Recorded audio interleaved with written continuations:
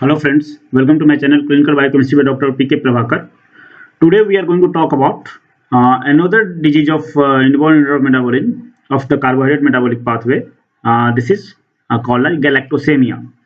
As its name suggests, the name is galactosemia. Here we are going to talk about the galactose disorder of the galactose metabolic process.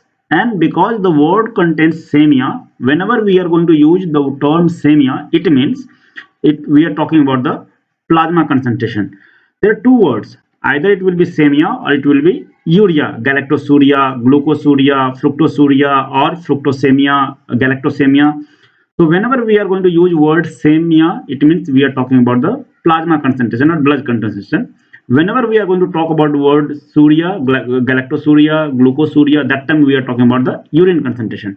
So today we are going to talk about the plasma concentration of galactose. As this is an inborn metabolism, so it is caused because of the genetic defect in the galactose metabolic process. So first we will see what is galactose, and then we will see the how it is going to be metabolized. So galactose is a monosaccharide sugar which is almost as sweet as the glucose. So in this sweetness, it is equal to the glucose, but it is only 65% as sweet as the sucrose. Sucrose is the common table sugar which we commonly we are using. So it is less sweet than the sucrose, but as much as sweet than the glucose. If you will see the galactose, this is a aldohexose. Aldohexose means this is aldose. So this is having aldehyde group and it is having 6 carbon. Glucose is also having a 6 carbon. This galactose and glucose are the epimer of carbon number 4. So if you see this place, so when a two compound which is having the same empirical formula, same functional group, same number of carbon, same number of hydrogen, same number of oxygens, but they differ in the orientation of only only one carbon. We are going to call them epimers.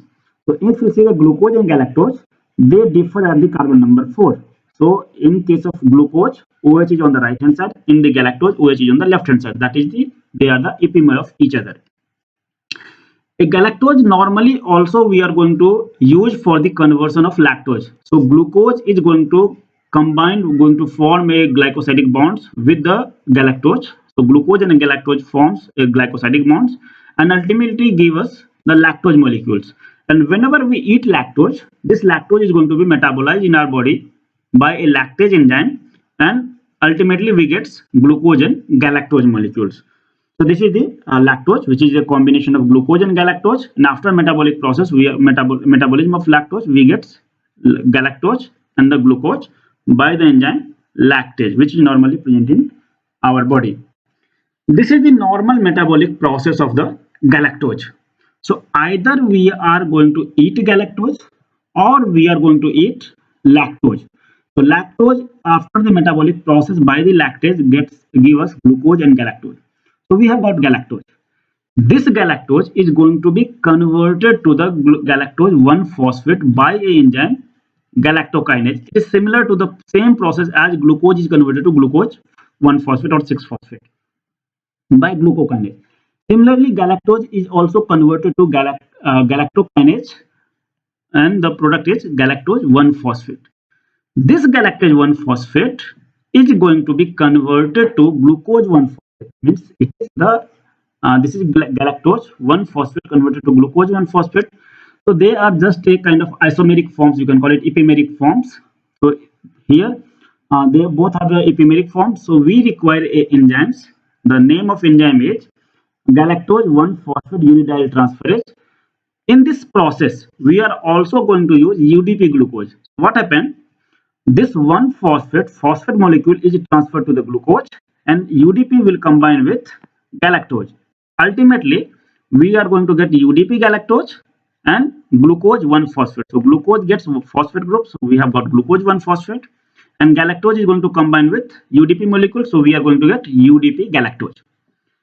This glucose 1-phosphate will convert it into glucose 6-phosphate by enzyme phosphoglucomutase and ultimately go for glycolytic pathway, and it will be metabolized through the glycolysis pathway. This is normal. Now we have got this UDP glucose.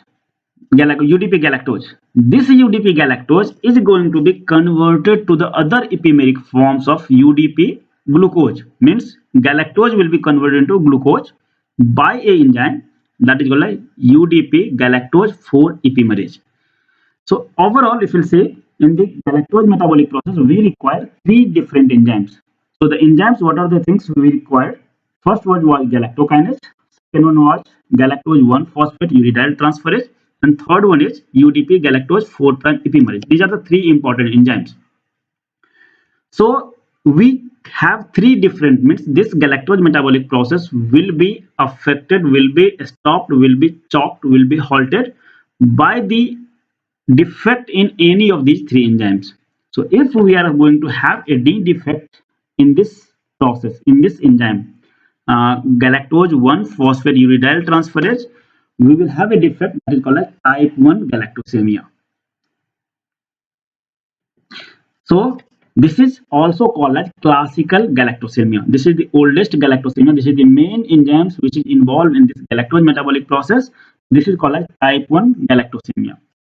Now, if we are having any defect in this process, so in our body, galactose will be accumulated, galactose 1 phosphate will be accumulated, UDP glucose will be accumulated. And as soon as we are having galactose accumulations, because it is inborn, so it will be accumulated. This is having some diverted pathway, alternate pathway, where galactose is going to be reduced by aldose reductase to galactitol, or it can be oxidized by galactose dehydrogenase to galactonate. This is the reduced product, this is the oxidized product. We don't have a clear-cut mechanism for this oxidation product, but this reduction product, we don't have very much usage of this one, and this is water soluble. Ultimately, it is going to be excreted through the urine. So these are metabolic byproduct, you can call it. So whenever we are having any defect in this metabolic, at this enzymes or at this enzymes or at this enzyme, so galactose will be accumulated, and the accumulated galactose is converted to galactitol or galactonate, and that is going to be excreted to our body. So we have seen type 1 galactosemia, which is caused because of the defect in the galactose 1 phosphate uridyl transferase. Enzymes which is going to cause type 2 galactosemia is the UDP galactose 4 epimerase. So if we are having a defective, this enzyme is defective, this is called type 2 galactosemia. If we are having defect in galactokinase, this is called as type 2 galactosemia. So overall, if we have defect in this enzymes, galactose is going to be accumulated, and if this will be accumulated, again this is going to be converted to this product. If we have a defect in this pathway, then also galactose 1 phosphate, galactose, and the UDP glucose will be accumulated and ultimately converted to galactitol. So in all the cases, we are having galactose is converted to galactitol and galactonate, and that will be in our urine. This galactosemia, either classical type 1, type 2, or type 3, has been first discovered by a German physicist, and that his name was Friedrich Goppelt. So he first discovered this galactosemia disorders. So this is the defective enzymes and the accumulated product. So if we are having defect in galactose 1 phosphate uridyl transferase, that is called a type 1. Type 2, if we are having defect in galactokinase, and type 3, that is UDP galactose epimerase. So in our previous case, this is type 2 and this will be type 3. In case of if we are having type 1 defects, where defect of these enzymes, in that case galactose 1 phosphate and reduced and oxidized product will be accumulated. If we are having defect in galactokinase, so galactose and the oxidized reduced product will be accumulated. If we are having defect in the epimerase, then also galactose 1 phosphate, galactose, and UDP galactose is going to be accumulated. So these are the accumulated product. This galactosemia is an autosomal recessive modes. Means, what do you mean by autosomal recessive modes? Means for the occurrence of this disease, to be expressible of the disease, we require both the alleles, one allele from the father, one allele from the mother. So whenever both the alleles will be present in any child, then only disease will be expressed. If child is heterozygous, means he is having only one allele from either parents, in that case child is only carrier and there will no symptom for this disease. If this galactosemia will not be treated, so without treatment, the mortality rate in the infants are roughly about 75%. So mortality rate is very high. And what are the different kind of defects it is going to cause?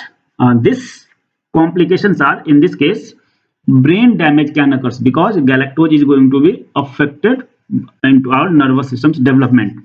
It is going to cause cataract. That whatever we have seen reduced product galactitol, that is having hygroscopic nature, and although it is normally present in our eye, so if we will not remove it, so hygroscopic nature of galactitol normally accumulates water and swelled up. So eye cells, retinal cells will be swelled up, and it will cause ultimately defect in the eye.